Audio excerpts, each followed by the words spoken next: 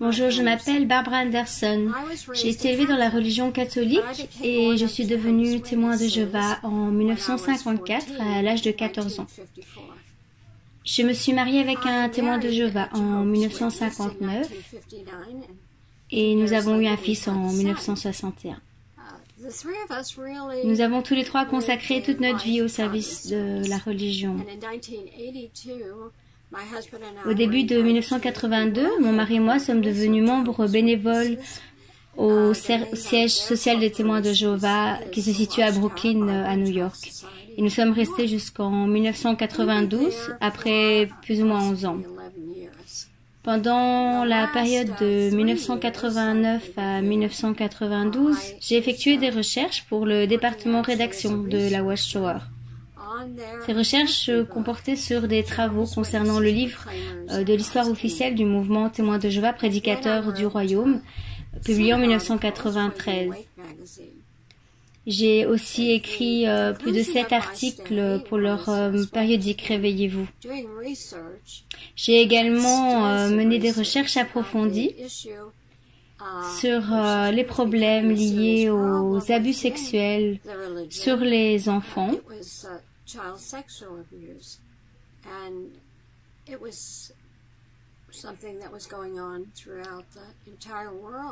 Et au sein donc de l'organisation des témoins de Jéhovah. Et j'ai pu faire ces recherches dans le monde entier et j'ai pu transmettre ces recherches qui ont été données donc aux dirigeants des témoins de Jéhovah en 1993.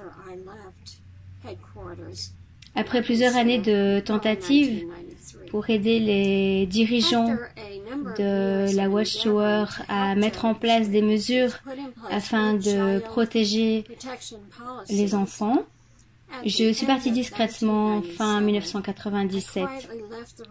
Je suis partie de cette religion parce que j'étais convaincue de la culpabilité des responsables de la Watchtower d'avoir dissimulé des crimes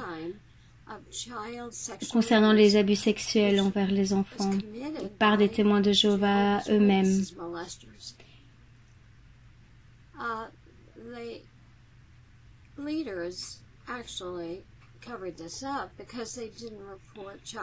Ils sont responsables parce qu'ils n'ont pas dénoncé aux autorités. Et je savais de plus que des hommes avaient été reconnus coupables d'abus sexuels sur des mineurs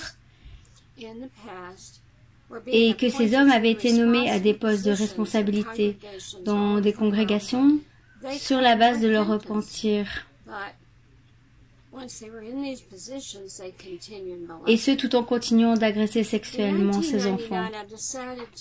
En 1999, j'ai décidé de sensibiliser le monde en dénonçant les comportements irresponsables et négligents de la Watchtower, en espérant que de cette manière, le collège central des témoins de Jéhovah changerait alors leur politique et protégerait plus les enfants. La politique pour l'instant protège les enfants, pas les enfants mais protège les pédophiles. Mais comment faire ça? En décidant de rompre avec le 11e commandement, tu n'entacheras point la Watchtower. En 2001, je me suis rendue à New York pour un interview afin de présenter un documentaire télévisé sur le programme Deadline de la chaîne NBC. Cela traitait de la Watchtower et de la mauvaise gestion des abus sexuels sur des mineurs commis par les témoins de Jéhovah. L'émission a été diffusée le 28 mai 2002. Cependant, le 19 mai 2002, la Watchtower m'a excommuniée avec le motif d'avoir causé des divisions au sein de l'organisation lorsqu'ils ont appris la date de la diffusion. Mon fils, sa famille ainsi que des centaines d'amis témoins de Jéhovah m'ont complètement rejeté. Ce fut une manœuvre rusée de la part de la Watchtower que de m'excommunier avant que le programme Deadline soit diffusé, car les témoins de Jéhovah considèrent les personnes excommuniées comme des apostats qui mentent au sujet de leur ancienne religion. Je fus donc considérée comme une menteuse dès que mon apparition à la télévision. Cela fait maintenant 16 ans que nous n'avons pas vu mon fils, sa femme et ses enfants. Ils nous ont même caché qu'ils avaient un deuxième enfant qui est né vers 2006. Et à ce jour, nous ne connaissons pas son nom.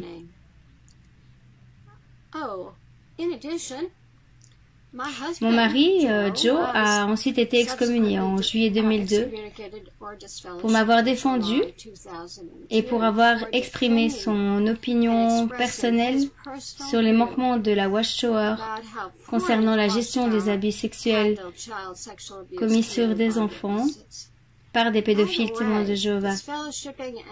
L'excommunion et l'ostracisme sont utilisés contre tout témoin de Jéhovah qui critique ou se retire volontairement de cette religion, y compris les victimes d'abus sexuels qui ont exprimé leur opinion. Nous ne sommes donc pas les seuls à supporter ce sévère châtiment. Cependant, j'ai continué à donner des interviews aux médias au sujet de mes découvertes. En 2007, j'ai publié sur mon site web des documents de la Watchtower, ainsi que des documents judiciaires concernant 12 actions en justice intentées par 16 enfants victimes d'abus sexuels contre la Watchtower. Et j'ai publié aussi un article sur les secrets relatifs à la pédophilie au sein de cette religion que j'ai découvert grâce à ces documents. La Watchtower a réglé ses poursuites à l'amiable pour plus de 12 milliards de dollars.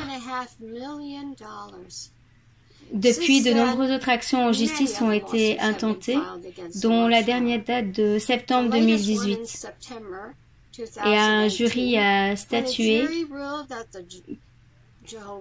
que les témoins de Jéhovah devaient verser 35 millions de dollars à une femme qui avait déclaré que l'Église avait couvert les abus sexuels commis envers elle.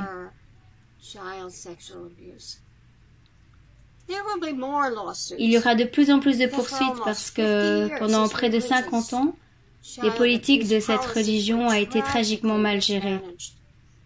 Dernièrement, cette organisation s'est efforcée d'expliquer ses pratiques de manière spirituelle et religieuse, mais les résultats prouvent le contraire. Quoi qu'il en soit, il est trop tard pour apporter des éclaircissements, car leur comportement cruel à l'égard des membres pour protéger leur réputation religieuse est maintenant révélé au public.